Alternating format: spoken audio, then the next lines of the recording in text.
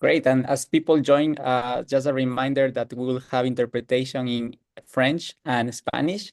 So you just need to click on the interpretation sign, which is this round world kind of icon, and you can click the language that you will listen to us. David, this is Ricardo from I'm one of the interpreters. We have not been assigned as interpreters yet. David, no sé si me escuchas, pero por favor, si nos puedes activar como intérpretes. Muchas gracias. We're adding you now.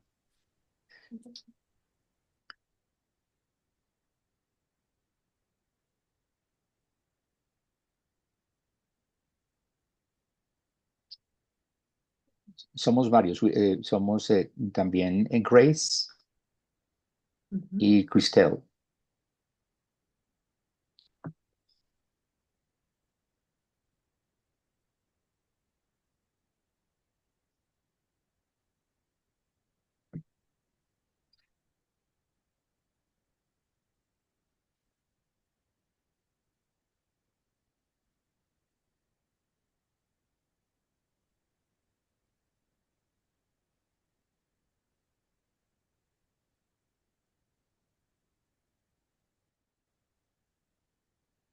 Okay, I think I just added you, Ricardo. Thank you very much.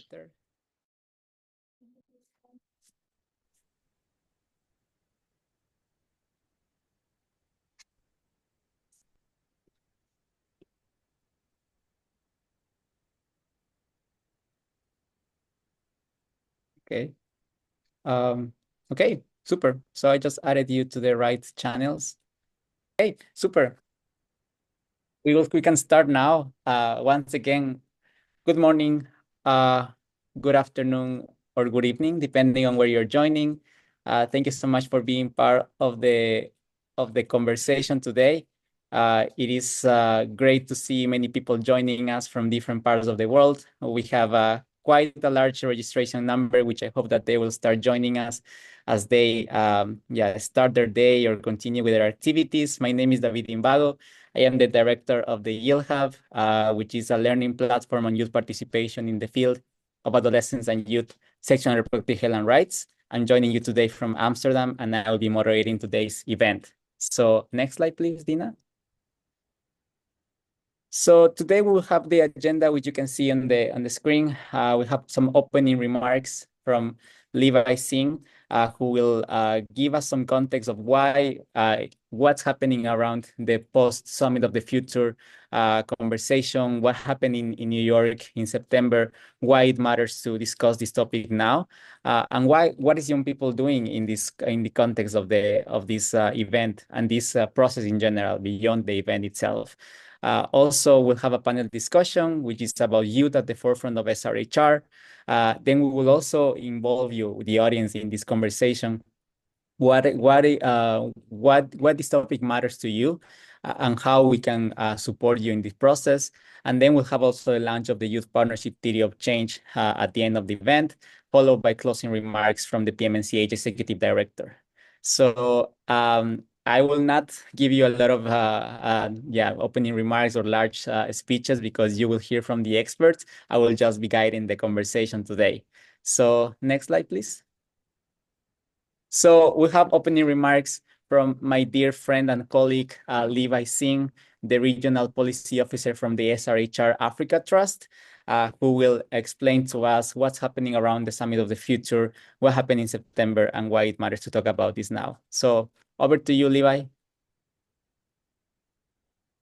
Thank you so much, Comrade David. Can you confirm that I'm audible?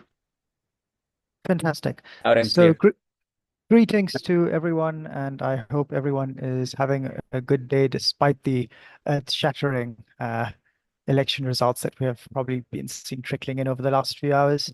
I've been asked to talk a bit about the Summit of the Future process and, most importantly, the path of the future and what it means for us. And I thought it not necessarily useful to have a PowerPoint, but rather to just develop a few talking points to hopefully inform some of our thinking and the further discussions as we go into the breakout groups. So I'm going to approach this by telling us all what the Pact of the Future is, important for issue that we deeply all care about, adolescent and youth SRHR, and where we go from here and with this aspirational agenda. So those of you who might have been following the process between January or even as far back as December 2023 into now September and the UNJ and the Summit of the Future might have heard about the Our Common Agenda report, which was put out by the UNSG in 2021. Obviously, this was during peak COVID, multilateralism, as well as the world was in crisis. It still remains in large aspects. And our Common Agenda report really set out a vision for how to repair trust in multilateralism, especially as it pertains to international financial institutions, in the digital space and in emerging technologies with the rapid advances in artificial intelligence, as well as centering the discourse about future generations and how to be better to the existing largest generation of young people in human history, as well as preceding generations. So ultimately, these three really big elements of Our Common Agenda report really inform the basis of what has then become the ultimate product of the Summit of the Future, which is the Declaration on Future Generations, the Global Digital Compact, and the Pact of the Future. The Pact of the Future is the umbrella term that we are using to talk about these three respective products.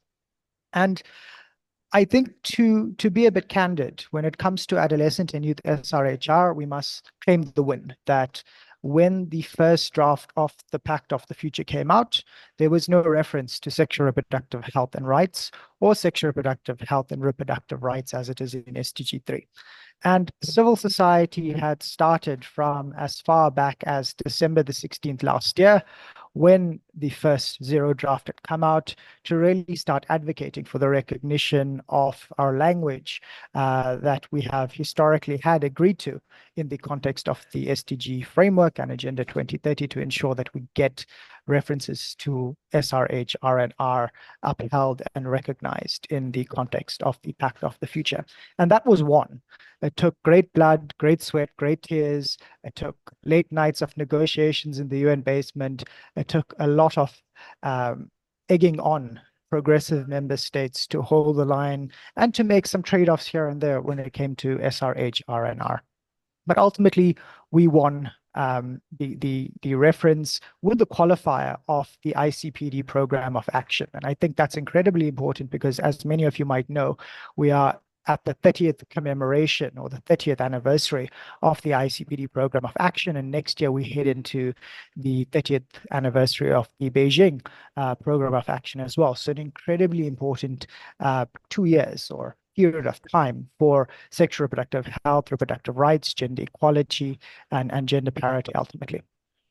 So delving now into a bit of the content that maybe should inspire and excite us in this very ambitious agenda is really to draw your attention to the Pact of the Future and its Action 8 subsection 27F or Commitment 27F, which explicitly talks about universal access to sexual reproductive health and reproductive rights as provided by SDG 3. It's really useful to look at the conceptualization around how there is both the positioning of the Beijing platform program of action and the ICPD program of action in that same commitment, really showing how these commitments are mutually reinforcing and need to remain at the center of all global discourse in global development and global policymaking. The second thing to really talk about briefly is the Declaration on Future Generations and its conceptualization of adolescent and youth SRHR. It's quite disappointing that throughout the entire Pact of the Future, there's only one reference to adolescence, and that is a complete indictment on the largest generation of adolescents in human history. And this also speaks to the further geopolitics around how contested adolescence as a political concept remains. There are many anti-rights member states who would continue to would like to continue rather to infantilize adolescents, to recognize them nothing more than little adults or big children and not rights holders with agency and autonomy. And we see this also bleed into other facets of global policy making, such as pushback against gender equality and. And we saw this play out in the Declaration of Future Generations negotiations, but ultimately we did get one reference on adolescence within the Declaration on Future Generations.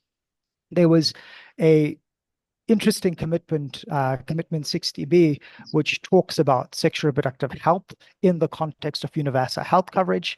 As we all know, universal health coverage is something that member states have repeatedly commit themselves to, both in 2019 and again now in 2023 with the political declaration on UHC. But in the Global South context in particular, it's really coming down to the policy, the programs, and the funding models to ensure that adolescents have access to UHC policy and programming in countries, but ultimately also ensuring that the SRHR is considered and included in the minimum package of services that member states will fund as they roll out universal health coverage. So it's really good to have this commitment 60B on the table for us to continue utilizing in much of our advocacy. Most interestingly as well, a necessity for ensuring youth participation in policy making across the board is financing, as we all know. And there was Action 34, Section 60A, which talks about the establishment of a global youth investment platform under the auspices of the United Nations and in coordination with the UN Youth Office. And this really being included in the Declaration on Future Generations is a unique moment because it's really centering what we've been calling for the longest time in terms of moving power, but most importantly, financial resources to youth-led, youth-serving organizations and youth movements more broadly. So seeing this in the Declaration of Future Generations is a great leap forward in many ways. And the last thing to really talk about in the context of the Declaration on Future Generations is Action 36. And you can go ahead and read Action 36, which is headlined Meaningful Youth Participation at National, Regional, and Global Levels. And this is some really pragmatic suggestions and commitments from and to and by member states with regards to how to operationalize meaningful youth engagement, participation, and leadership at a country right up to a global level, including getting national youth councils right and functioning all the way up to enhancing UN delegate programs for member states in coordination with the UN system to ensure that young people have more voice, more agency, and more recognition within formal multilateral processes. Where to from here? That's the big question. We've got all these things on paper. Where to from here? And now bringing this back to the recent political happenings of the last few hours, we have a number of opportunities where we need to hold the line. And I was supposed to have started with this, but I'm going to end this opening remarks with this. The battle for what comes after the Sustainable Development Goals has already started. The gaveling of the Pact of the Future has really given us the bare bones of what member states may and may not focus on and prioritize in what comes after the Sustainable Development Goals. We have 69 months, give or take, between now and 2030. The indications that we're hearing from member states is that the post-2030 negotiations for what comes after the SDGs will very likely commence in 2027, 2028. And ultimately, there are a number of political processes that we really want to keep at the forefront of our minds to ensure that we're taking these commitments to reiterate to member states that we want to be meaningfully engaged and we want to set an agenda for the post-2030 world, and we're not really willing to compromise on the things that we had gained from 2015 into 2030 in the form of sexual reproductive health and reproductive rights in particular, in respect of adolescents and young people in particular as well. So to start off with, we've got the UN Commission on Population Development 58th session, which is going to be focused on health and well-being at all ages, which is next year in April, worth checking out and reading up on. Next year at the High-Level Political Forum on SDG Progress, the health goal, SDG 3, will be on the agenda. So if your member state is reporting, get in on those national processes, make your voices heard in some of this consultation process through your UN resident coordinating offices. Then there's the Financing for Development conference next year. FFD has been a hugely topical issue in the entire discussion around the Pact of the Future, in particular as it pertains to debt and the renegotiation of debt, but in addition to financing youth-led and youth-serving organizations and civil society in particular. There's the World Summit on Social Development, which is already being touted as the conference that will deliver some of the finer threads with regards to social policy and the social policy priorities that will inform the post-2030, post-SDG world. So not having adolescents and youth health, well-being, and development explicitly mentioned in the outcome of that UN summit would be quite catastrophic in terms of our longitudinal advocacy over the next 69 months. And the last thing to then mention opportunistically is that South Africa will be the president of the G20 next year. It's the last time a global South state will preside over the G20 member states. And there's a unique opportunity in partnership with the PMNCH as well as the Adolescent and Youth Constituency to really leverage the Global Leaders Network on Women, Children, and Adolescent Health, which is led by President Ramaphosa of the Republic of South Africa. So all in all, the Pact of the Future might not be perfect, but it is useful, and it's useful in particular to defend the rights, the choices, and dignity of adolescents and young people in the diversity. So let's use it, and let's consider the long game that we're playing over the next 69 months and beyond. I'll pop a link to the Pact, and happy to take any questions further. Thanks, David. Awesome, Levi. Thank you so much for giving us that introduction. I wouldn't say an introduction, I would say a lecture on how everything happened in New York, why this matters, why this is important for SRHR, what are the components of youth participation. There are several things that I wasn't aware of, although I was also in New York with you in September. Yeah, like it seems like, yeah, like you're saying, it's not perfect, but I think that there's is an entry point for us to start working more on these topics. So now that we're moving to the panel discussion, now that we have this introduction and the framing of the conversation, is youth at the forefront of SRHR. That is the topic of the panel. And I will now introduce the panelists, which includes Flavia Bustreo, the Vice Chair of Fundación Bodnar, Chris Armstrong, Director of Health and Plan International, Asil Ibrahim, Youth Activist from She Leads, Hafsa Muhid, Adolescent and Youth Constituency Chair of PMNCH, and also we'll have Levi, Regional Policy Officer from SRHR Africa Trust again joining us for the panel. So if Dina, you can help me spotlighting all the speakers so we can start the conversation.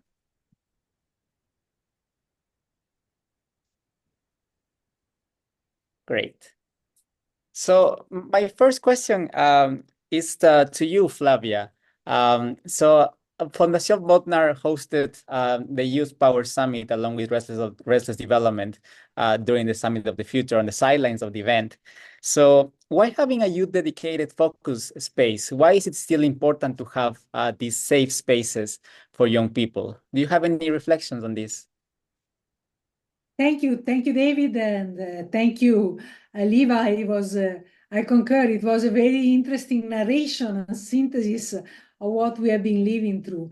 I think for us at Fundación Bodnar, we found that there is a need for dedicated spaces for youth discussion. And number one, around the United Nations, there is still a lot of tokenism when it comes to adolescent, especially young adolescents and young people contribution. You know, when we talk about meaningful participation, we want a contribution. And it remained to me very clear, even from Malala's foundation and their group of young women around her, that in fact, in these processes that you described, Livy, the participation, the meaningful participation of adolescents and young people had not been sufficient. So that is why we think we took the chance to organize that space. And incidentally, we also had the feedback from the young people that participated, that this conversation that was actually youth design and youth led, that was very valuable to have a chance and an opportunity to exchange. Also, I think it gives the chance to more people, because one of the key reflection I have, maybe I'll put it out as a first thing, Levi, is how many young people would be able to narrate what you have narrated, which is how many young people really truly understand these processes that are complex. I've lived through some of them, and I've tried to influence some of them in my long career, and they're complex. They're very difficult to understand. Where do I put the emphasis? What is my entry point? So one idea I have, David, that I wanted to share with the group here, and we can discuss it, is in the space of climate change. I saw an initiative that is called the Youth Negotiator Academy, which is run by young people. They were like part of the Yango group that participated to the climate change negotiation. You probably know them, Hita, Akani, and Claire. And they run this, that every year they have this really training package for young negotiators about the complex negotiation around climate change.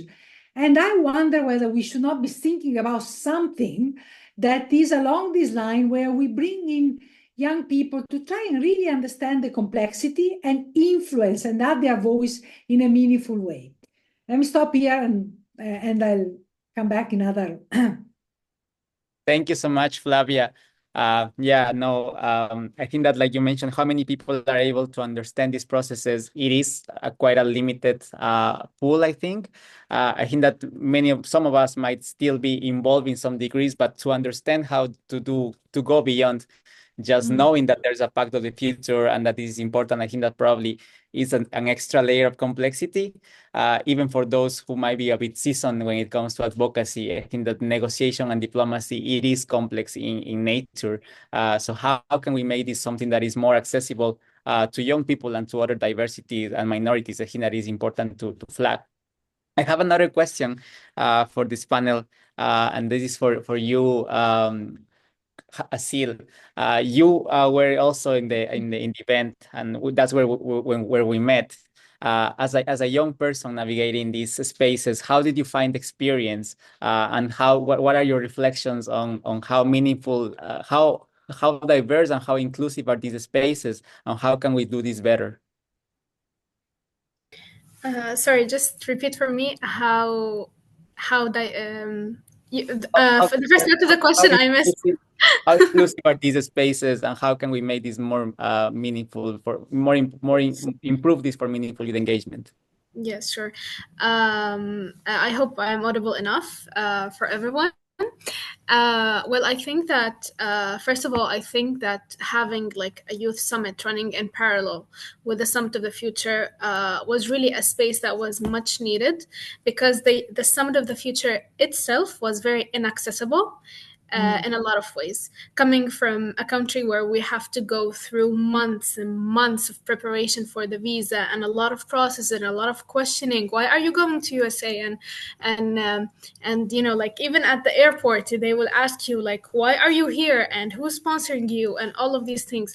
The UN spaces in general are very inaccessible, and we also have like the challenges of the language, the challenges of going there, physically being there, hearing all of these big talks that, you know, at some point you would zone out because you don't really understand what's happening in this room.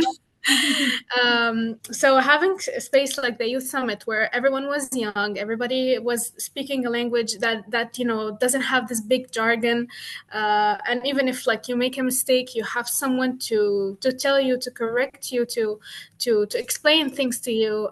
These kind of spaces are very necessary, and it also helps you to get introduced to the youth initiatives in other countries, because for example, in my country, SRHR is a very taboo topic. It's something that we are barely scratching the surface of.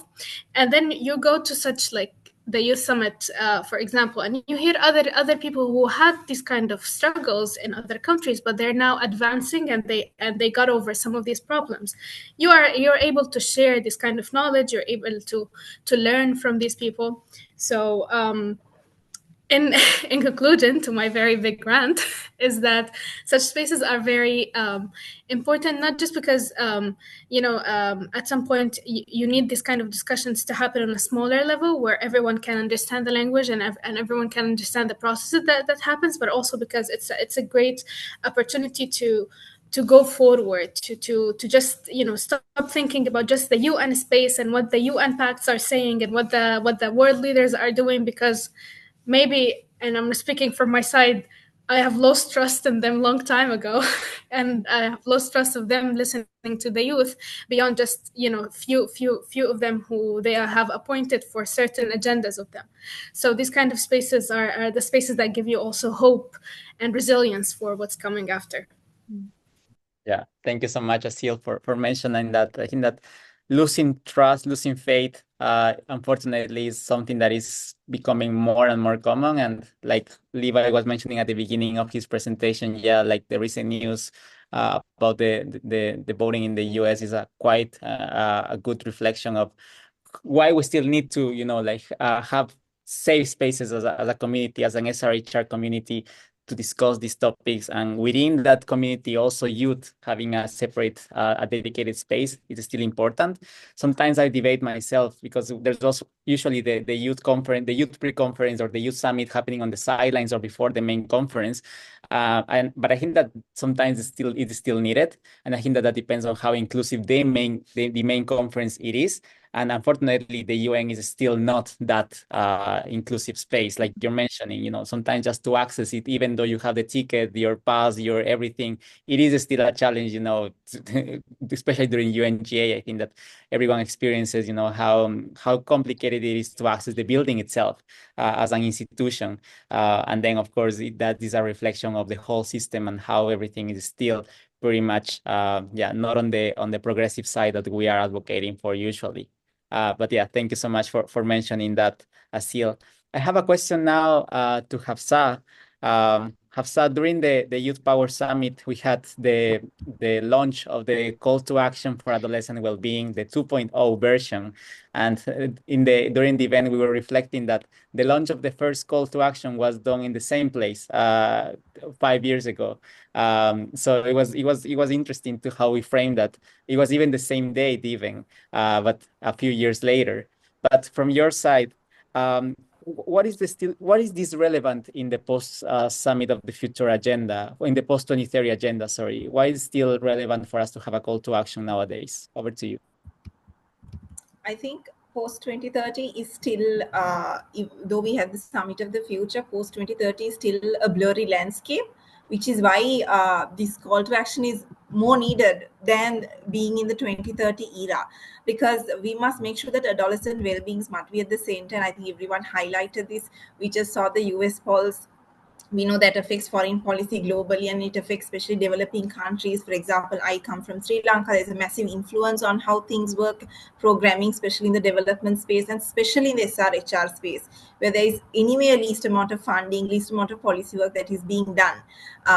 So this puts young people at the center. This makes sure it's not just about physical health, but it's also about mental, emotional, social well-being. And it also takes a very large bird's eye view approach to ensure that SRHR programming is not just about providing access, but also talks about underlying issues like gender inequality, lack of education and violence. And while the call to action was launched at the closing session, it also, the aim was also to bridge the gap by providing a platform for young people to voice their priorities for their well-being and future, because we wanted some actionable steps and solutions. Young people like that very much, on how can we inspire progress on adolescent well-being. And the call for action showcases the intersectoral approach that is needed, how well-being is connected through education, safety, employability, and how that connects to, increased access to SRHR services in different contexts. So, and it also gives the commitments on how government must look at nationwide plans and look at through an adolescent and youth well-being angle. Because coming from marginalized context where we are, for example, I come from a country where you don't legally have the right to comprehensive sexuality education. It's not covered in school curricula. Abortion is criminalized. So when you come in this context, the call for action like this helps young people mobilize and organize themselves in our countries and in our regions. And also it gives young people the platform to work with global actors and other stakeholders to find other like-minded partners on, for example, when it was launched, we have a few AYC members from the PMNCH who rallied and said, this is how we're going to take this into our organizational work. So it gives that sense of solidarity, because currently these global policy arenas are very inaccessible, right? For example, young people are at the table, but are we given a chance to lead at the table? Are we given a chance with decision-making power and accountability power? So this particular call to action helps address that gap. So I will stop here. Thank you so much, Hafsa. Yeah, I think that, like you're mentioning, there are many call to actions. There are many commitments, requests for commitments out there. And I think that one of the perks of, or one of the added value of this call to action is that it includes the intersectoral approach that is needed for adolescent well-being. And it's not only on health, it is on well-being at large, which includes nutrition, empowerment, education, safety, and so on. So it goes beyond that usual health aspect that we as a health community have. But yeah, I really appreciate that you're mentioning that, and also that members of the youth constituency of PMNCH themselves are taking steps forward into the implementation of this call to action. So it's not just being advocates of being loud and saying yes, we demand this, but it's also saying, okay, we demand this, but we're also part of the response by doing X, Y, and Z. Thank you so much, Hafsa. Chris, now over to you. So for PLAN, I think that meaningful youth participation, it is important. What I have seen, what I have experienced, it's that, yeah, you do have that as a priority. So why investing in youth participation is important for PLAN? And do you have any good examples of good practices that you can share with us in your experience? Yeah, great. Thanks. Thanks so much, David, and of course, thanks to YIELD Hub and PMNCH for including me and for including PLAN. PLAN's a proud partner of PMNCH, and we, to be honest, have invested the majority of our time in PMNCH on the adolescent agenda, with obviously a special interest in adolescent sexual and reproductive health and rights. So this is, as you mentioned, right down our alley, or and really core to what we try to do as an organization to promote youth participation. I think obviously everybody's alluded to the elephant that's just south of me here.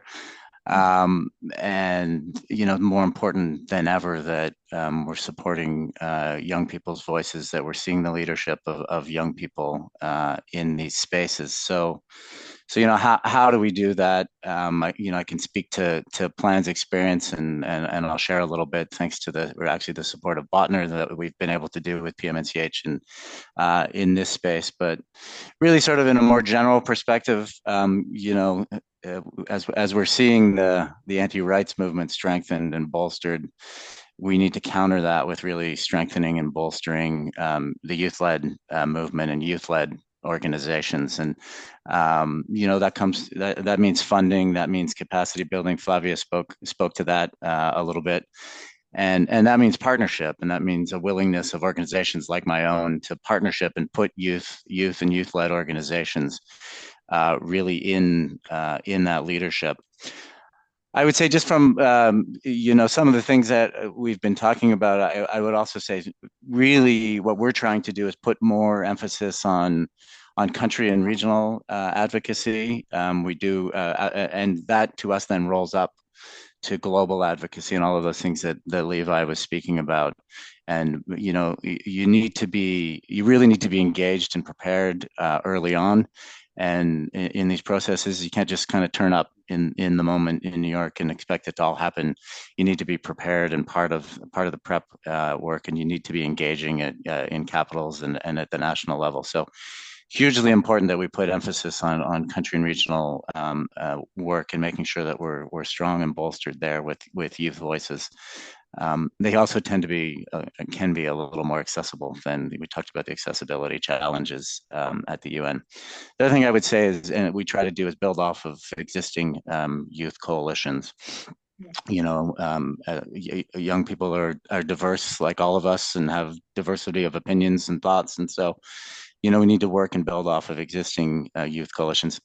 The example that I'll have is, thanks to the support of Botner and working with PMNCH, we worked in a number of countries doing just that, really trying to partner with youth-led organizations to take on youth-led advocacy, to bringing forward all of those things that Hafsa just spoke about in terms of the agenda for action for adolescents, and making sure that those issues were brought up at the national level. And so for Plan, it's a little bit of supporting it, but it's also getting out of the way and making sure that there are voices of young people that are advocating at those country levels, at the country level, and supporting those youth-led organizations. It's often very difficult for youth-led organizations to get direct funding and get direct support.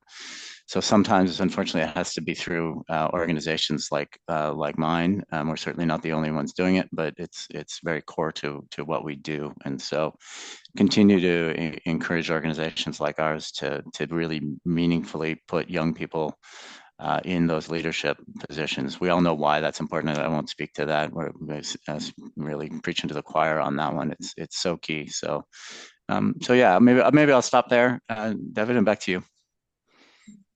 Great, Chris. Thank you so much.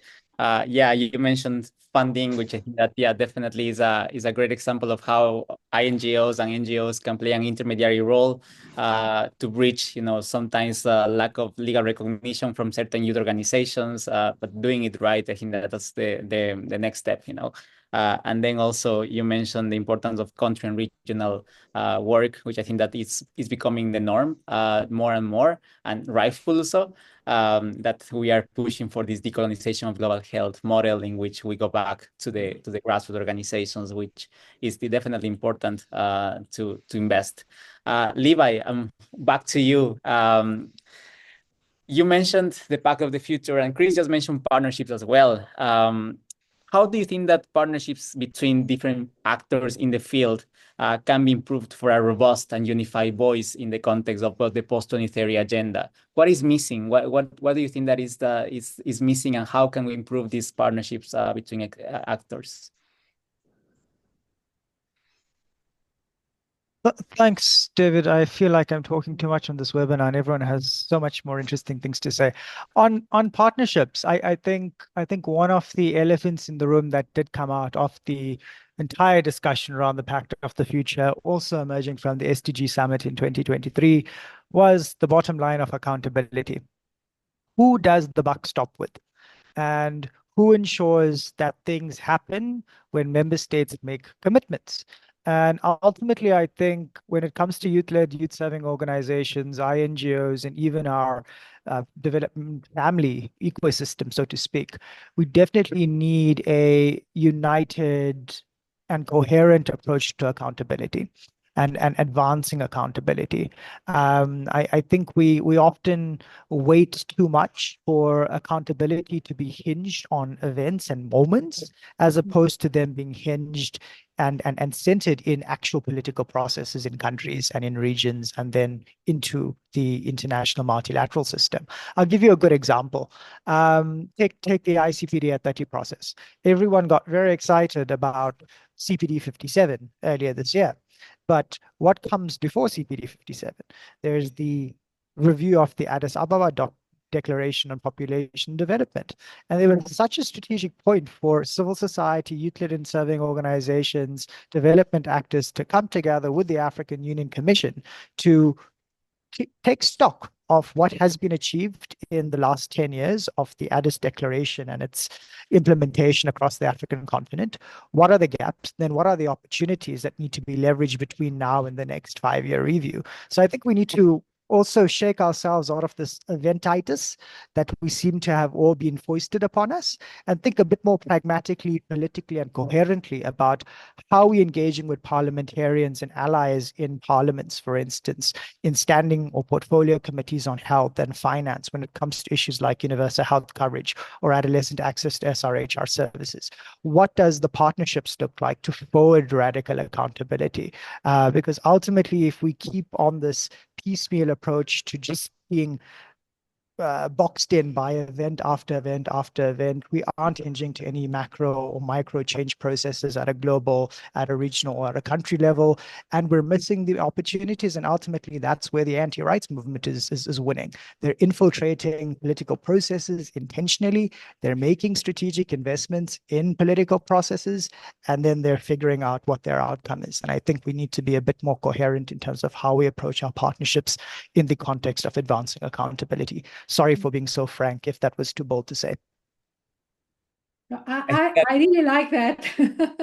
Yeah, no, I think that this is the right time to be, like very candid, very, very direct as well. Yeah, I think that as a field, we do need to be united against the opposition, against the SRHR movements, against anti-gender movements. It is the right time. I think that sometimes we do need, like these threats to be more, of course, the better. We don't have them, the better, but I think that this is something that really pushes us to go in that direction of being, united, being coherent. Like having a common thread is definitely pushing us in that direction.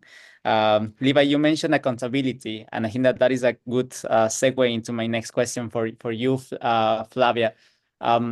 For accountability, we need data, and we need to measure things first. So why should it matter? Why is it important to measure youth participation in the first place?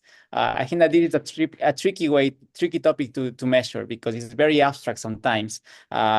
First, we need a definition, which I think that we are landing at a definition with, there's a consensus statement that was launched in 2018. But now, how to measure it? I think that's the next question. What are your thoughts on this? Yeah, thanks, David. Maybe before I get to this one, I wanted to build on your point, Levi, which is to create a cohesive movement. I still find, forgive my frankness, that often youth organizations are balkanized. Like, for example, on this field that we are discussing, there is the youth group that is associated with the Global Financing Facility for every woman, every child. We do not have anyone even today representing them and discussing with us. There is the Youth Council of WHO, which, again, they are not discussing sexual and reproductive health, and yet is a powerful group of young people that are to advocate for better health in the future. And so on and so forth. I could name some others. So I have been thinking, is there a role also for the PMNCH constituency of adolescent and young people to create that and connect to make it stronger? Because otherwise, the conversation that go, for example, on financing, this group is not part, but yet there is a subgroup of young people that is part of that, but is their participation really meaningful? Who do they represent? So this is one point. Then on the issue of measurement, I will always remember when I was working with Dr. Chan, the former Director General of WHO, she used to say, what gets measured gets done. And if you don't measure, you do not move, you do not commit action. So I think this community is not shy of having challenges for measurement. David, I am optimistic. Even the indicators that we are, the framework that we have developed around measurement of adolescents' well-being is not easy, but over time we develop that and we will have an opportunity to measure. And this, in my experience, is absolutely must to generate the action and even to apply the political pressure you talk, Levi. If we don't have data to talk about how many young people participated to the process, how many were excluded, how many wanted to, then, it's more difficult to raise the issue. Over to you, David. Thank you so much, Flavia. Yeah, I really like this quote that what doesn't get measured doesn't get done. And I think that it is also something that is linked to advocacy as well. What is not explicit is not in the conversation as well. So I think that these are things that go hand in hand.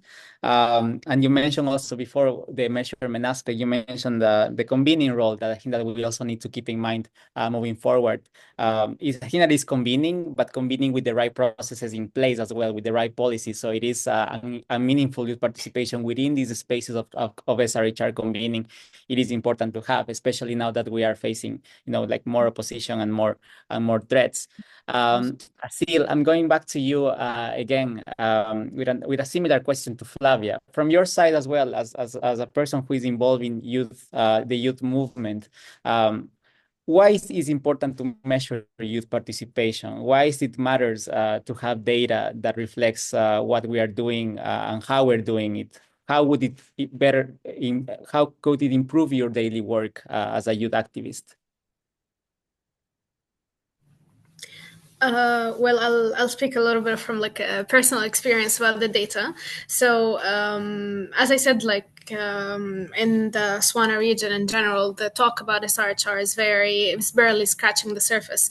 And when you have like initiatives that bring this language to the front, you face a lot of people who are not sure what you're talking about in some way, or like they are afraid, for example, because we have like strong vocab and talk about it in English, but then when you go to local languages, it's a little bit hard to explain to people what is this SRHR and what's the concept behind it, without them thinking that you are threatening their children's innocence in a way. So in our work, we have an initiative that talks about the period poverty in conflict areas, Lebanon, Palestine, and Jordan, for example. And we have kind of developed a strategy, and it was basically from the youth to the youth in some way. We as youth who have the language or understand what SRHR to some limit, we're trying to collect more data. We're trying to make more focused group discussions with youth from other areas that are not centered in our countries, to the villages, to the rural areas in some ways. And then when you are in conversation with these people, you realize that they understand what you're talking about, but they need a little bit of direction maybe, or they need you to simplify it in a way and stop talking in a way that scares them in some way or the other. So when we collected this data, our programs later on and our awareness sessions that we conducted have become better. We have now the better strategies. We have now better content to present to them. As for the other part of the question, which is, I'll try to remember what it was.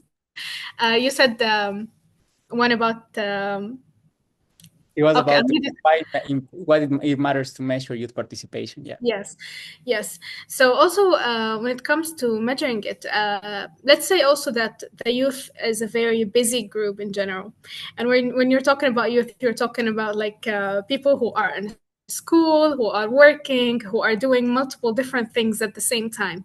And when we have some kind of like measurement, we kind of hold ourselves accountable to our work, and we hold the stakeholders accountable, because we tell them in our discussions, in a lot of roundtable discussions, we tell them, listen, you're not busier than me in your office, in your air-conditioned office, while you're not doing any work. You're not busier than me. Yet I go out and I talk to youth, and I try to bring this knowledge and this awareness to them.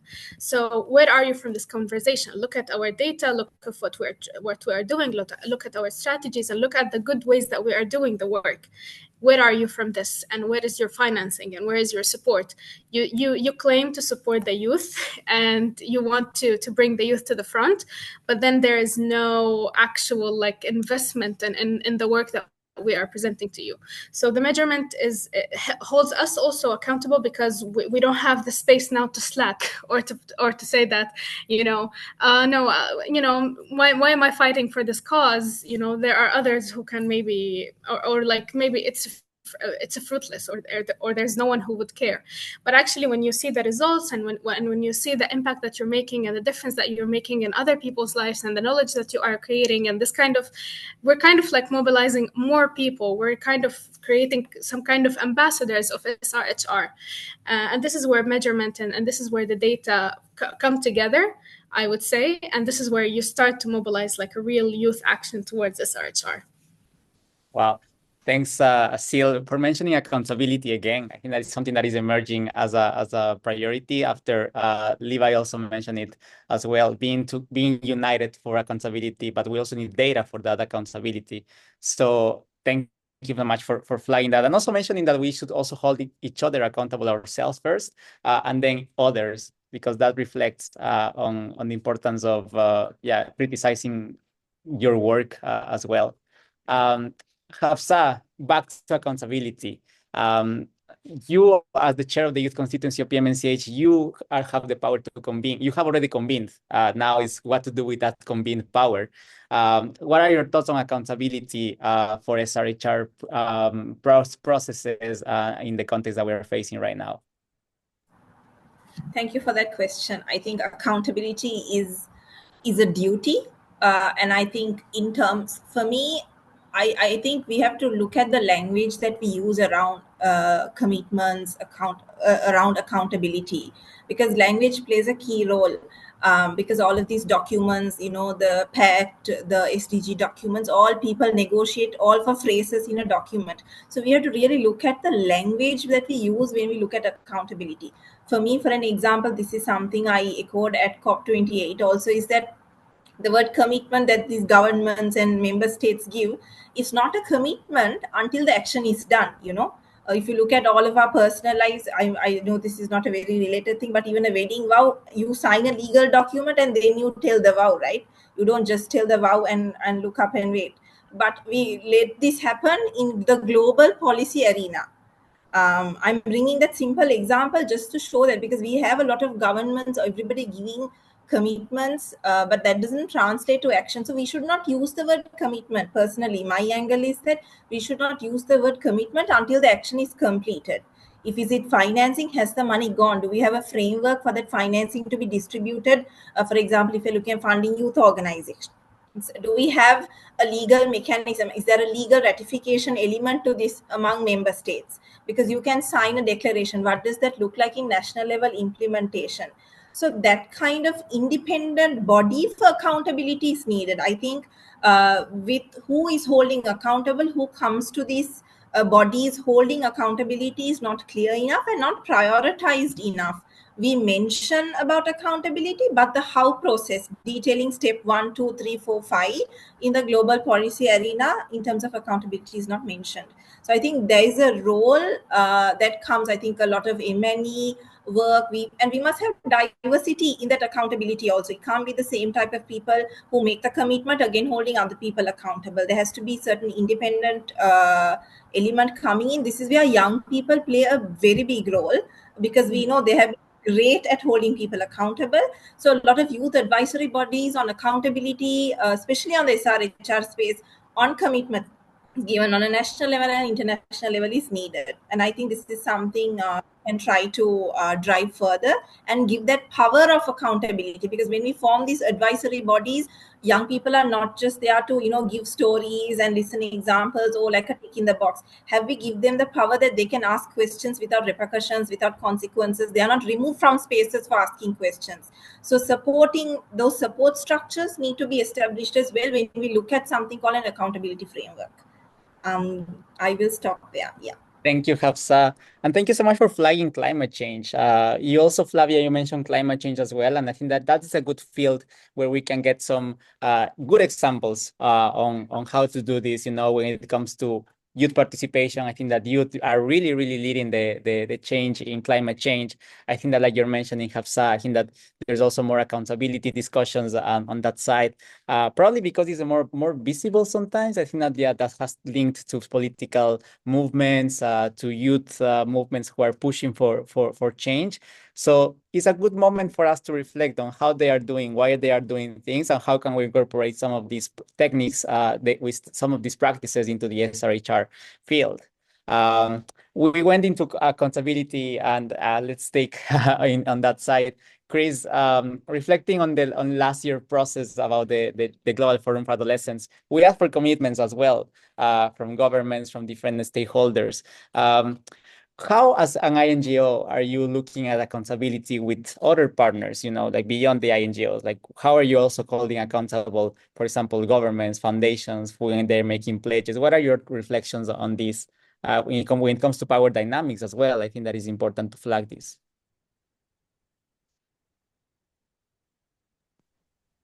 Great. Yeah. Thanks for that question, and thanks for all the input so far. I'll be quick. I know you're probably trying to get some time back. I did just want to add to the measurement point and Flavia's message of what gets measured gets done. I think you'd also say what gets measured gets funded, and so it's key. And let me just say at Plan, we've got lots of experience, obviously, with youth participation, youth leadership, and happy to kind of work with you and with PMNCH on that. I think we're very good kind of at the output level, as we often are, much easier to measure output. I think the challenge with youth participation is it's not always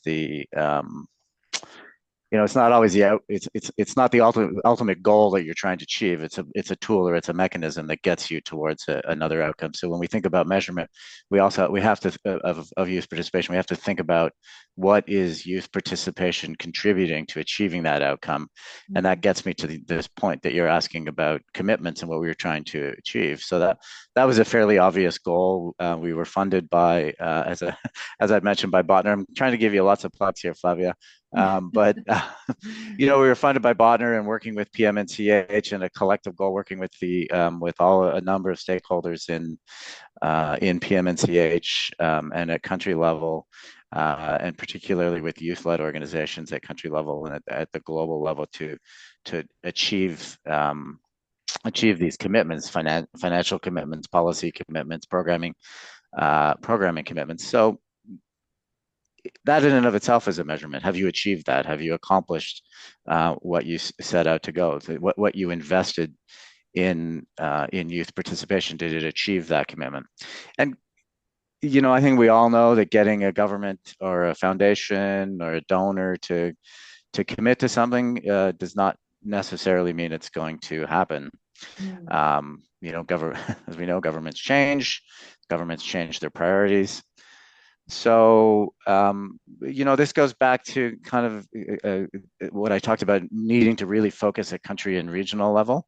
And advocacy doesn't stop at just getting to that commitment. Advocacy stops at also holding governments to account on those commitments. And so it's making sure that we as an INGO are continuing to support youth-led organizations in that space, that they are getting access. It's in some instances where we're ceding our seat to youth-led organizations to hold those governments to account.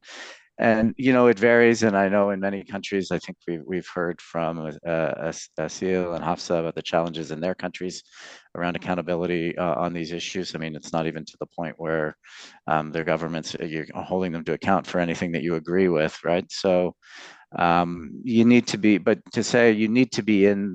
make sure that young people are in those spaces, that young people are challenging them. Young people are very creative, very very savvy in terms of communication and getting messaging out. And so accountability is changing in that regard. Our old processes of reading reports and responding to reports and standing up in the UN and banging our fists. Those are important, but there are many other ways to do that through social media, through engaging in peaceful protest, all of these things. So, and young people, as I said, are very creative and very innovative at that. And I think it's the responsibility of all of us, but INGOs in particular, that take this on to support that type of those types of accountability efforts. And that's certainly what we try to do at Plan. Hope that helps and answers your question. Yeah, no, super helpful, Chris. Thank you for flagging the different avenues that people can take, especially young people. Social media is one of them. And then you mentioned also going to the streets peacefully. Thanks for flagging that. But yeah, I think that sometimes peacefully, please. sometimes we overlook, that there's still change that requires some movement in the streets for sure.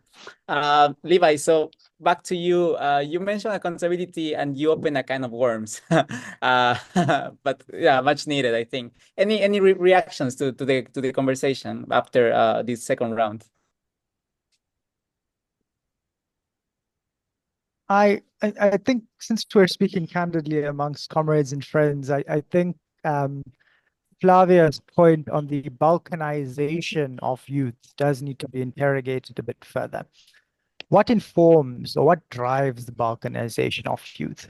And I think we need to be a bit brave and self-reflective and self-critical in many ways of how scarce resources and the egos of adult-led organizations in particular prompt them to want to own youth-led or youth-serving organizations or control and manipulate movements and thereby feed and perpetuate further into tokenization. And I think if we're going to be radically committed to creating an ethical and organized global youth movement for progressive values that upholds dignity, the rights, and the well-being of every young person in their diversity, then we have to critically analyze some of the contributing factors that go on to perpetuate and institutionalize tokenism and this balkanization.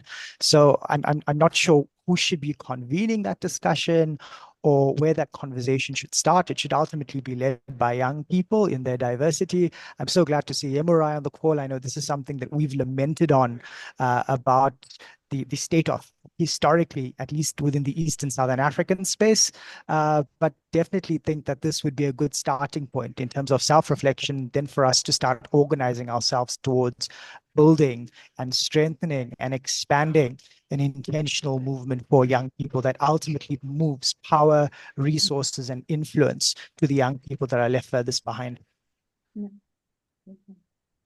Yeah, thank you so much, Levi. Yeah, I think that we should have this conversation about who is going to convene this. I mean, beyond just saying this, I think that it is a time for us to go into action. And yeah, good for a concept note, I think. That's yeah, let's see how this goes. So we have a slight change in the agenda. We will not have the breakout rooms because we don't have the time, but I would like to let the audience make some questions to the speakers. So because we do have a great panel, so I don't want to miss that opportunity.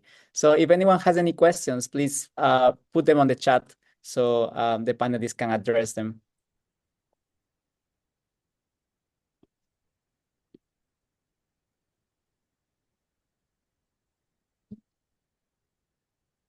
Or if anyone wants to speak as well, you can unmute yourself and ask directly.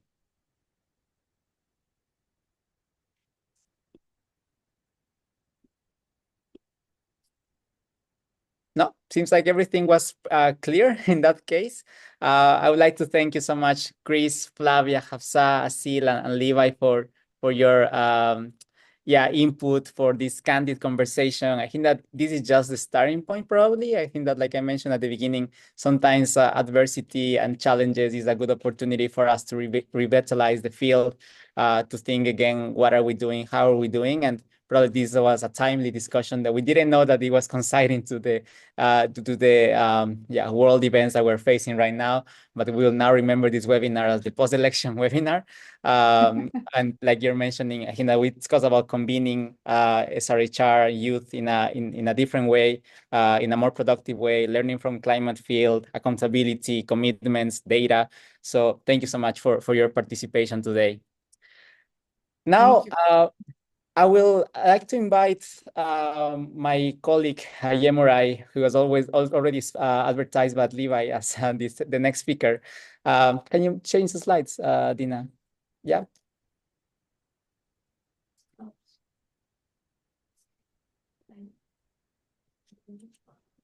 Yeah, please.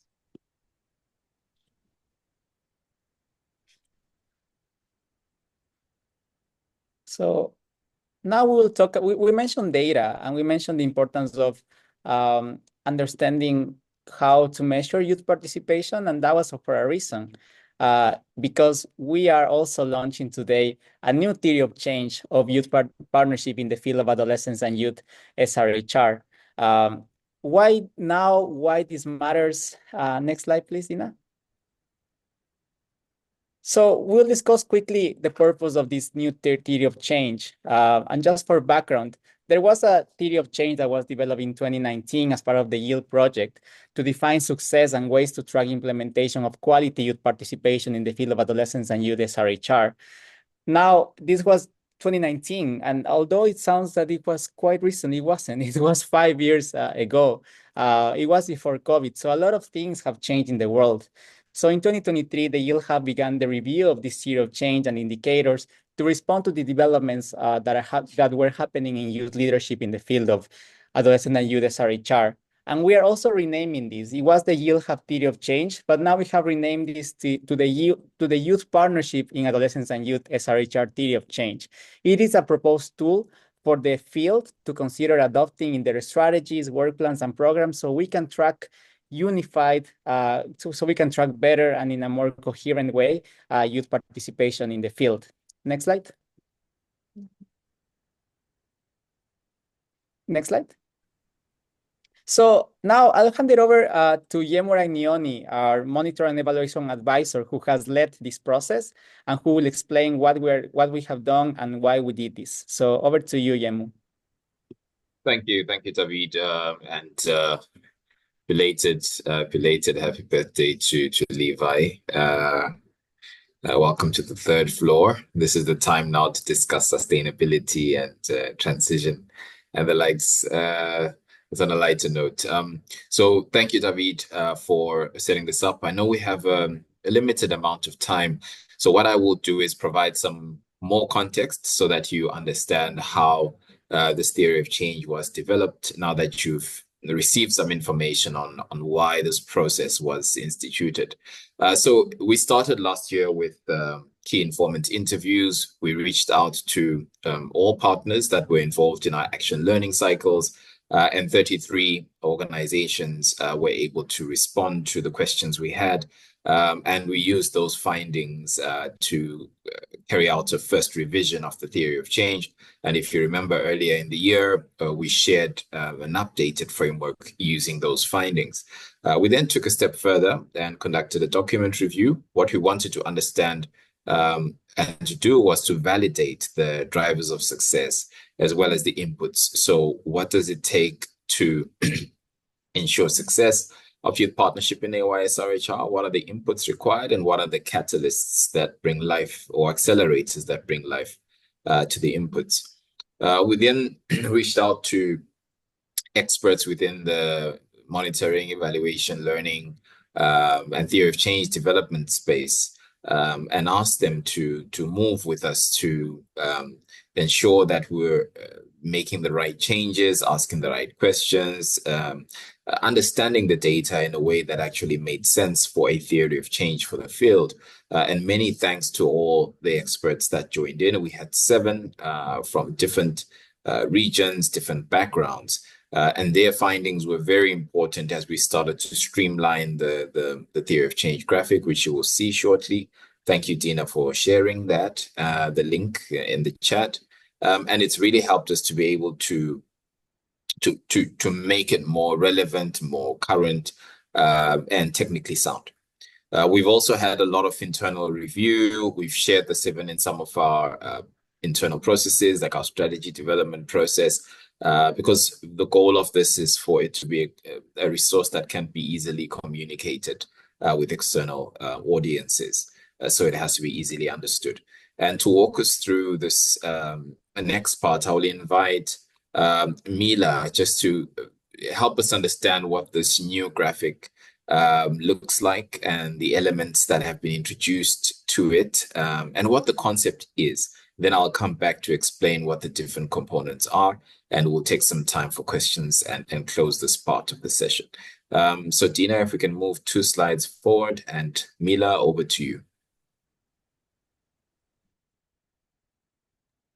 Hello? Hi, Bismillah, everyone. please go ahead. Okay, great. So this is the new theory of change graphic that we've just launched. If you click on the link, you'll be able to view it. But also if you click on the image, the actual image of the graphic on the website, it will take you to a PDF version of it that allows you to see a more detailed info of each of the steps of the theory of change. But now I'll just be taking you through this simplified version quickly. If you go to the next slide, Dina, we'll see a zoomed in version. So in the zoomed in version, we'll look at the barriers first. So the barriers there, you'll see that there's symbolism of initial roadblocks and young people face roadblocks that young people face in meaningful partnership in the field. You'll see that they are surrounded by the roadblocks, which are representing harmful social norms and distrust between youth and adults. And these barriers underscore the issues such as high participation costs and unsafe spaces that prevent young people from participating in AYSRHR. You'll also see an icon, a purple icon there that shows people with an X on it. So obviously symbolizing the barriers. And we tried creating some kind of erosion on the road as well, which is not a safe place to drive or walk.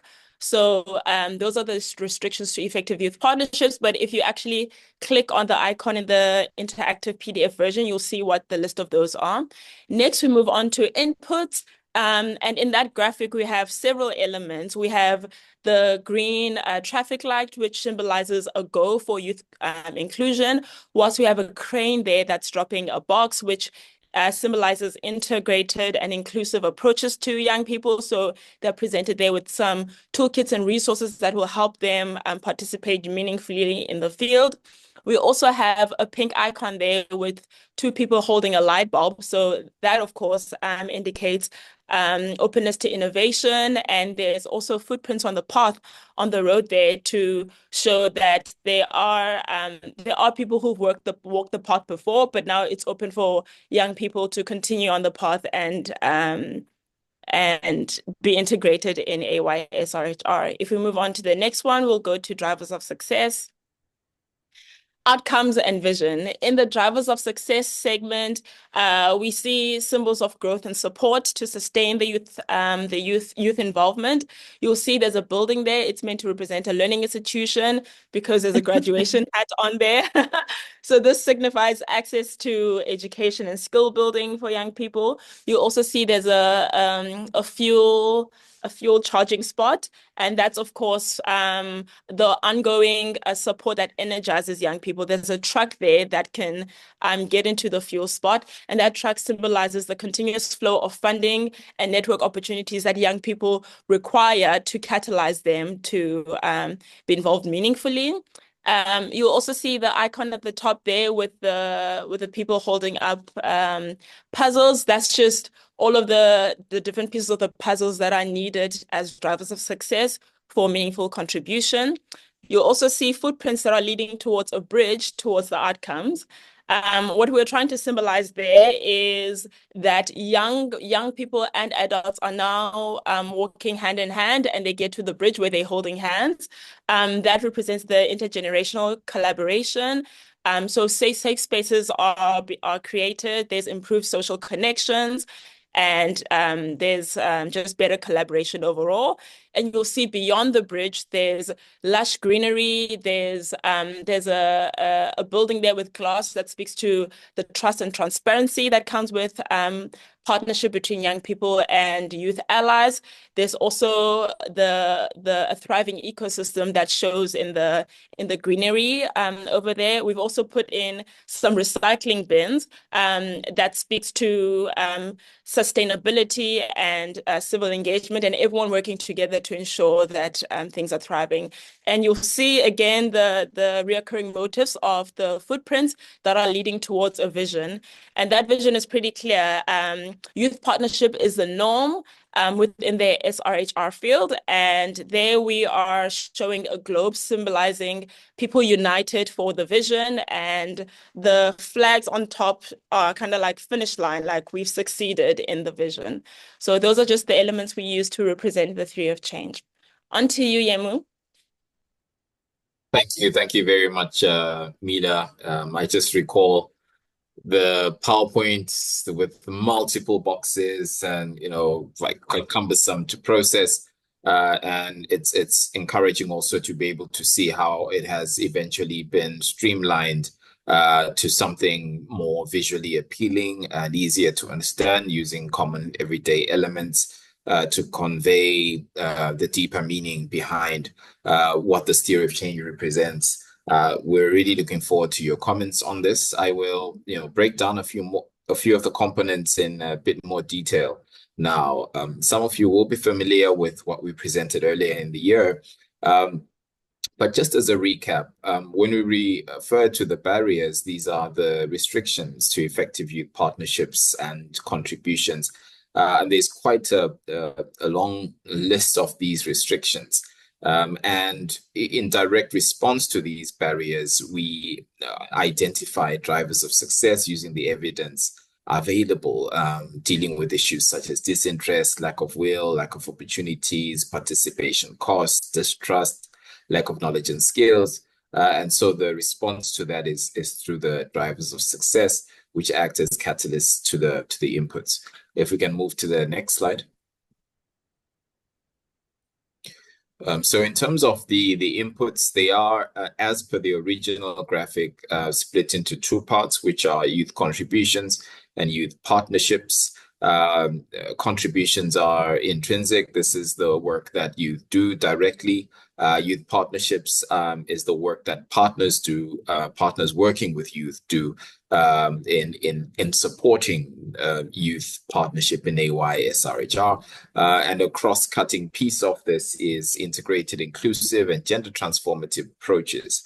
This is critical to the success of youth contributions and youth partnerships within the AYSRHR space.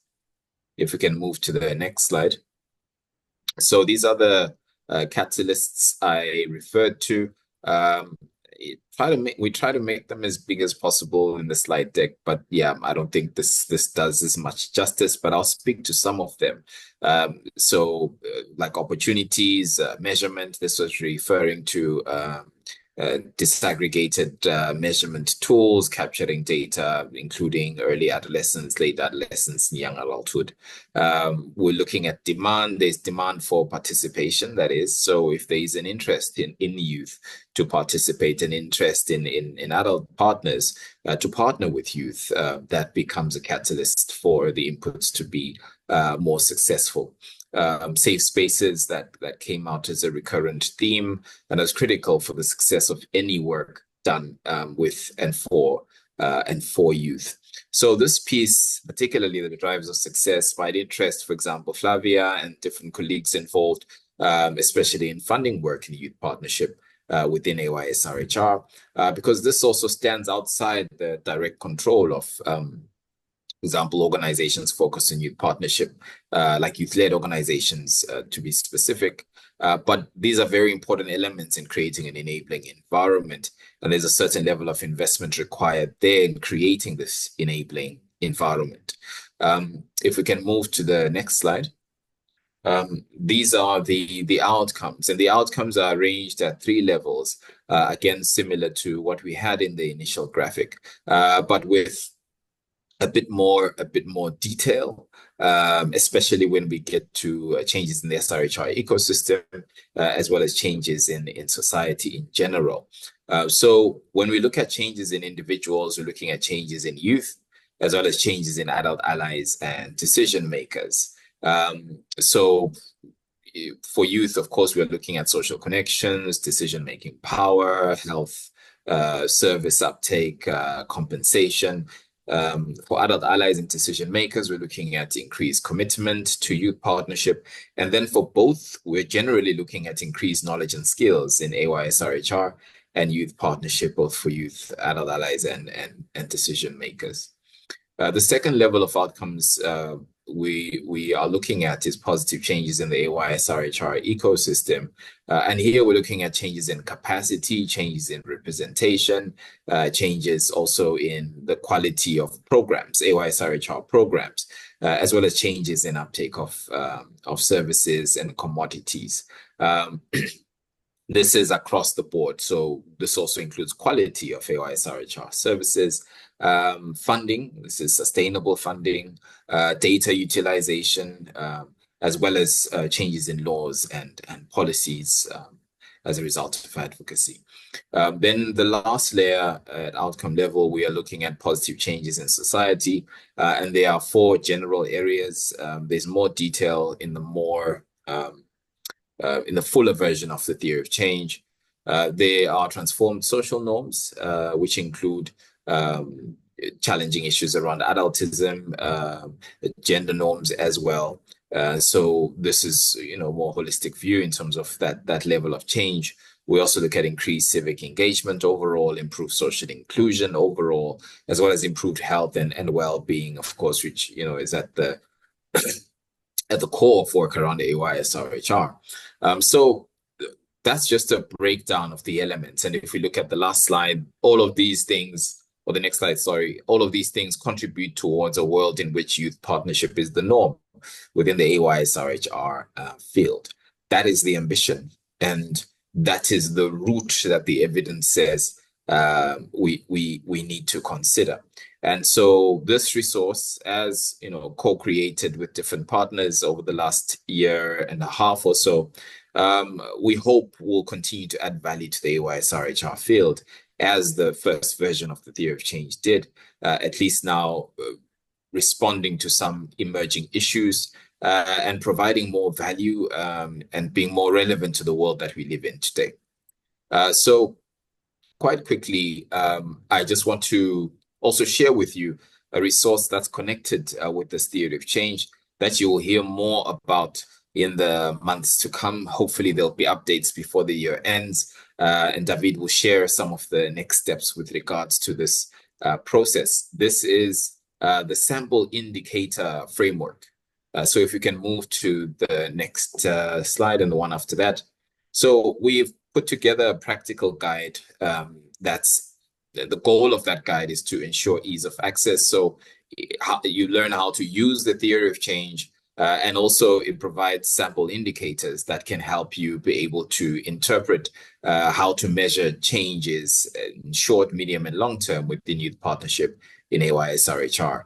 So we're looking at this as just a starting point. It's not an end point in terms of impact measurement, and includes a list of different indicators and outcomes. One of the bonus components, if you look at the next slide, it also includes unintended outcomes, which can be of relevance if you're following a realist evaluation approach, as you try and interpret and see, what are the unintentional effects that are likely to emerge from youth partnership in AYSRHR, so as to avoid them.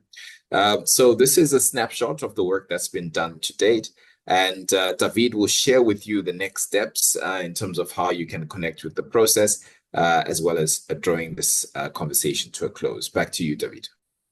Yeah. Thank you so much, Yemurai, for guiding us through the document, and also to Mila for explaining the graphic. Please go into the website and click on all of these things. You will see more details than we explained today. But next steps, Dina? So next steps, please go to the website and download the theory of change, and please share with your partners, with your grantees, with your colleagues who are working on youth participation. It is something that it is the conclusion of almost 2 years of work, updating the guidelines. We included several partners. So this is just the tip of the iceberg of what we have done.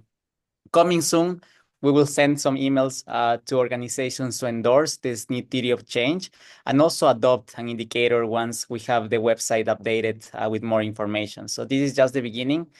Please be ready for new exciting things when it comes to measuring youth work.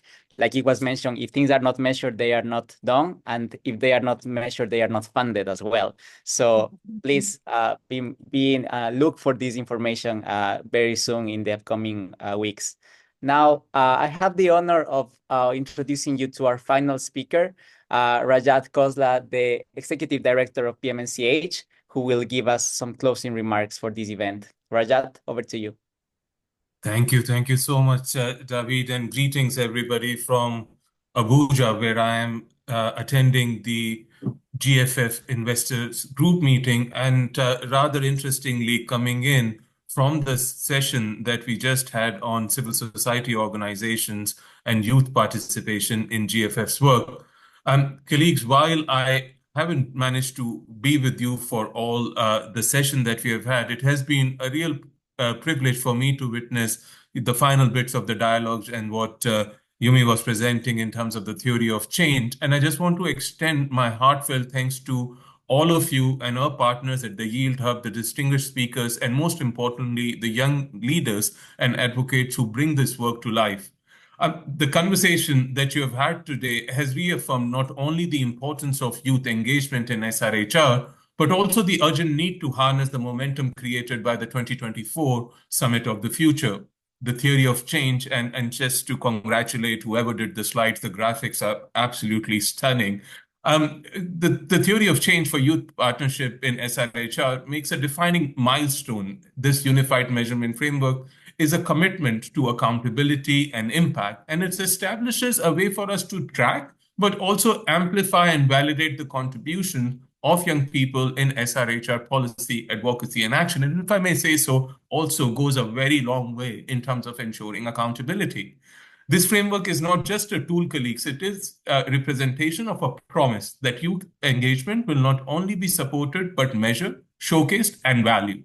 This aligns deeply with PMNCH mission to protect and promote health rights and well-being of women, children, and adolescents. And as we advance our collective commitment to future, where youth leadership in SRHR is both prioritized and impactful, it also reiterates the demand which we all have been making for a very long time for a call to action, which was launched during the Youth Power Summit in September 2024. At PMNCH, I hope you consider our commitment as one that is steadfast to ensuring that youth voices are integral across all our strategies and work streams. Our role as a multi-stakeholder platform enables us to bring together governments, civil society, youth network, UN agency, private sector, and allies, and building spaces where youth-driven initiatives can flourish. Colleagues, for us at the partnership, this is not a choice. This is the way we work. This is the way we deliver on the agenda for women, children, and adolescents. We don't just aim to give young people a seat at the table. We seek to ensure their influence is central to how policies are formed, programs are shaped, and agendas are set. Today's discussions have made it clear that the post-summit period offers a unique opportunity to reshape what meaningful youth participation actually looks like. As we consider the insights shared here, it's essential to recognize that youth must be more than just participants. They must be seen as equal partners and drivers of an agenda for change. PMNCH is committed to facilitating this paradigm shift by investing in young people leadership, building platforms for collaboration, and connecting youth with resources and decision makers to make their voices resonate at the highest level. To all the youth leaders, advocates, and partners and allies here today, thank you. Thank you really for all your work and for your commitment to making this possible. Your dedication, passion, vision are driving SRHR agenda forward. With PMNCH continued support and young people's ongoing commitment, we can build a future where youth-led SRHR efforts are not only supported, but are transformative. Thank you all. Let's move forward together and urgently. Thank you. Thank you so much, Rajat, for those closing remarks. My team is applauding at the moment. So once again, to everyone who attended the webinar, thank you so much for joining us. Thank you for PMNCH. Thank you to PMNCH for co-hosting this webinar with us. Thank you to the speakers, and we keep fighting together. We know that there's the struggle is real, so we will together find the solutions to the problems that the world is facing. Thank you so much, everyone. And yeah, thank you from my team as well. Thank you, everyone. Thanks, and have a good day. Take care. Bye-bye. Bye. I want to see the chat.